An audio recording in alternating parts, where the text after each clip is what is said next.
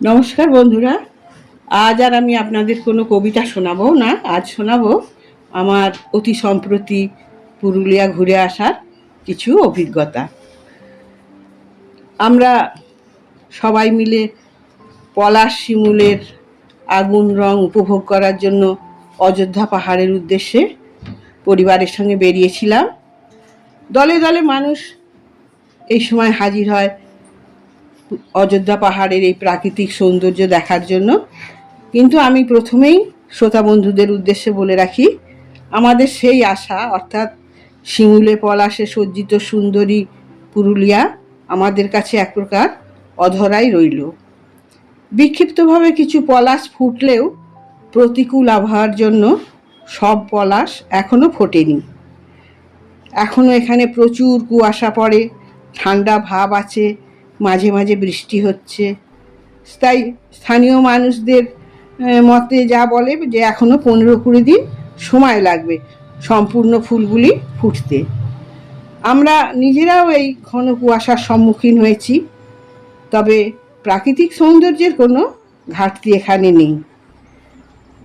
শাল পিয়ালের বুক চিরে ঝাড়গ্রামের মধ্য দিয়ে যে রাস্তাটি বেরিয়ে গেছে, এক কথায় অনবদ্য।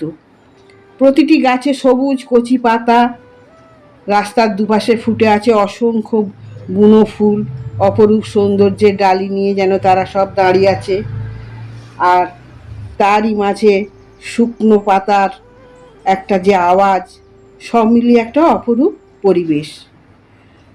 তা রাস্তাটি খুব ভালো হওয়ার জন্য আমরা নির্দিষ্ট সময়ের আগেই সেখানে পৌঁছে গেলাম।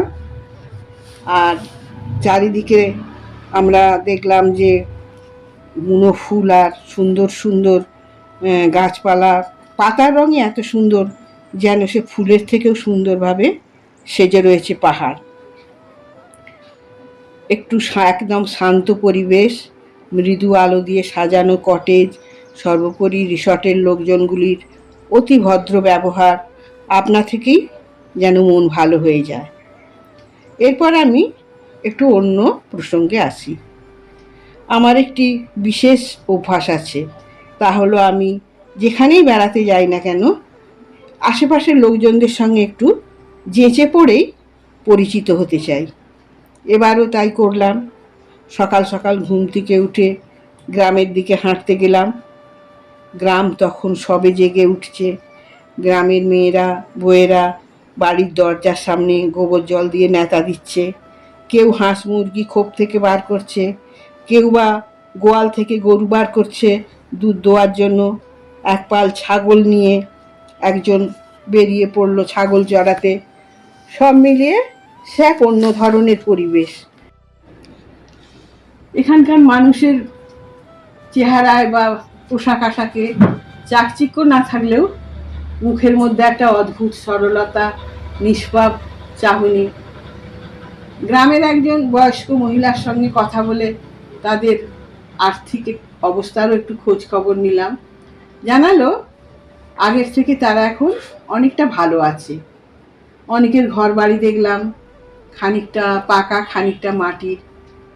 অনেক ছেলে টোটো চালায়, কেউ বা ভ্রমণার্থীদের গাড়ি চালায়।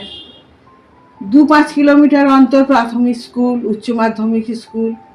বাড়ির ছোটরাও এখন স্কুলে যায়। সকালে তারা স্কুলে খাবার পায়। ফেরার পথে দেখলাম একটি স্কুলে বাচ্চাদের খেতে দেয়া হচ্ছে খিচুড়ি আর ডিম সেদ্ধ। দেখে খুব ভালো লাগলো। আদিবাসী বলতে আমাদের যে ধারণা, অনুন্নত, খেতে না পাওয়া দুর্বল শ্রেণী, এখন কিন্তু তা আর বলা যাবে না। দলে দলে কিশোরী মেয়েরা সাইকেল চালিয়ে স্কুলে যাচ্ছে, তারাও যেন এই পাহাড়ের আর এক সৌন্দর্য। এই ছিল আমার পুরুলিয়া ভ্রমণের সংক্ষিপ্ত অভিজ্ঞতা।